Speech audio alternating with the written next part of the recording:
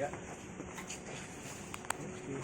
Jadi hari ini kita membagikan penggeledahan untuk menindaklanjuti penanganan dan penyidikan. Jadi tadi dari jam 10 sampai jam 2 kita mengamankan beberapa dokumen terkait perkara hadis. Yang diambil yang di ruangnya Pak Kadis Di beberapa di ruangan Pak Kadis juga ada dokumen yang kita amankan dan di beberapa ruangan staf juga ada.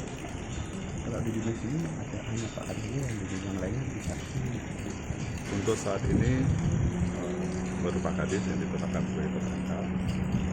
Di beberapa staf juga ada yang jadi sebagai saksi. Pak, dokumen apa aja yang tadi diambil?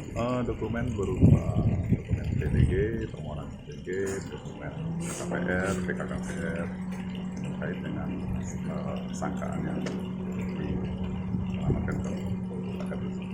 Sejauh ini dokumen-dokumen itu masih ada atau sudah ada yang dihilangkan misalnya?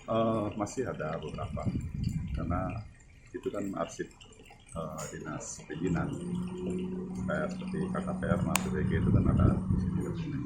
Cuma terkait dengan yang lain juga ada beberapa kita temukan, termasuk satu buah handphone juga. ada itu terkait dengan pengembangan. Iya, ada yang berkembang dan seluruh pengembang yang mengambil pekerjaan memang bersubsidi juga ada. Pengembangnya banyak ya, ada yang mereka ada 2 asosiasi kalau nggak salah di sini, Apersi sama Intra. Itu jumlahnya mungkin hampir sekitar 60-an. 60 pengembang. Jadi dokumennya lumayan banyak juga. Pak, masuk ke dinas lainnya.